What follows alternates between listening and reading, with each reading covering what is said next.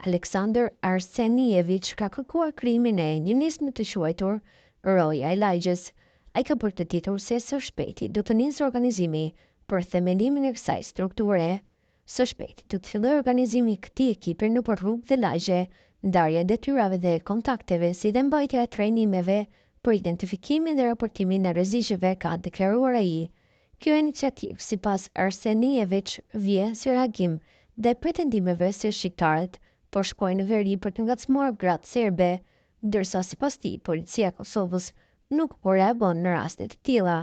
Ndryshe, Arsenijevic është emër i njohur për organet e rendit, pasi më parë është arrestuar nga policia e Kosovës. Megjithatë, kjo iniciativë po shihet me dyshim. Ekspertët e sigurisë kanë paralajmëruar se ajo mund të ketë qëllime të tjera, duke theksuar se mbrojtja e qytetarëve është përgjegjësia e policisë së Kosovës, e cila duhet të veprojë në çdo rast kur paraqiten nevoja. Tutje ata paralajmërojnë se kjo nismë mund të jetë në koordinim me autoritetet serbe, gjë që do të përbënte një përpjekje për krimin e strukturave paralele në veri të vendit. Taktika e destabilizimit. Eksperti i sigurisë Drizan Shala, në një programim për Bota Sot, ka komentuar paralajmërimin për formimin e Rojës së Lagjes nga Arsenijevic. Ai ka cilësuar këtë thirrje si një përpjekje për krimin e strukturave paralele të sigurisë, duke shtuar se kjo është një taktikë e njohur që synon destabilizimin. Deklarata e politikanit serb Aleksandar Arsenijevic për krimin e një nisme të quajtur Roja e Lagjes në arsyetimin e mbrojtjes së grave serbe nga provokimet e shqiptarëve, përbën një akt me pasoja serioze në aspektin e sigurisë dhe të rendit kushtetues të Republikës së Kosovës. Ky paralajmërim përbën një përpjekje për të krijuar struktura paralele të sigurisë, të cilat në esencë minojnë autoritetin e policisë së Kosovës dhe institucioneve legjitime në veri të vendit. Retorika e përdorur, që përmban motive etnike dhe nxitje të frikës kolektive, është një taktikë e njohur e destabilizimit të kontrolluar, e cila mund të ketë mbështetje të drejtë për drejtë apo indirekte nga strukturat shtetërore të Serbisë, përfshirë inteligjencën dhe aparatin propagandistik, ka shpjeguar ai.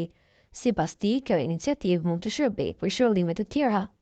Kjo iniciativë, duke marrë parasysh kontekstin e tensioneve dhe ndikimin e madh të Serbisë mbi komunitetin serb në veri, mund të shërbejë si një platformë për rekrutimin e individëve për qëllime të tjera, përfshirë operacione hibride, mbikëqyrje të palishme apo edhe përgatitje për akte sabotazhi.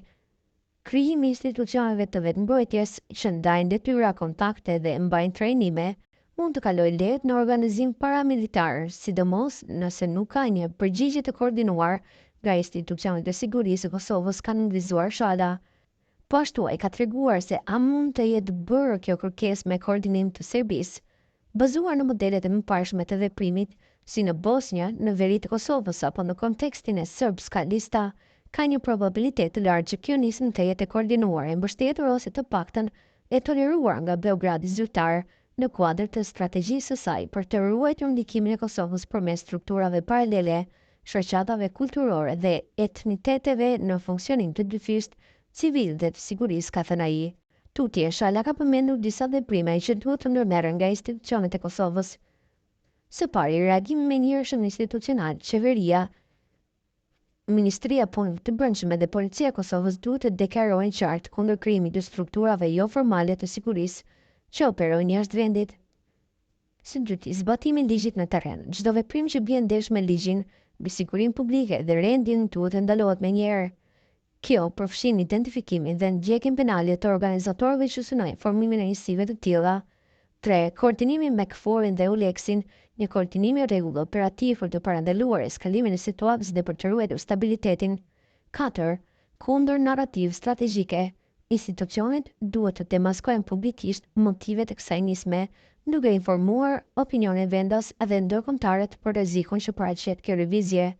Së pesti, inteligjencë dhe kundërzbulim proaktiv. Duhet intensifikuar monitorimi i aktiviteteve e figurave si Arsenijevic dhe ndërlidhjet e tyre të mundshme me strukturat e sigurisë së Serbisë, BIA apo MUP, duke përdorur mjet ligjor të survejimit dhe raportimit, ka deklaruar Shala për Bota Sot. Tentativat e Serbisë nuk kanë sukses në Kosovë, ndërsa njohësi i çështjeve të sigurisë Arbenda Shevci e ka deklaruar këtë si një deklaratë politike, duke thënë se po përdoret si pjesë e një fushate parazgjedhore. Roja e lagjes në Republikën e Kosovës është polici i lagjes apo policim në komunitet dhe shërben për të gjithë komunitetet pa dallim etnie, ngjyre ose race, është në shërbim të të gjithëve. Të gjithë komentet ose propozimet e tjera janë puro politike, mendoj unë dhe përdoren si fushat parazgjetore, sepse zgjedhjet lokale janë afër dhe asgjë më shumë. Nuk ka incidente etnike. Matalumi Tibër ka vetëdijësim dhe bashkëpunim qytetar me policinë e Kosovës. Për çdo problem është policia e Kosovës dhe reagimi është i shpejtë dhe në kohë rekord, ka thënë ai.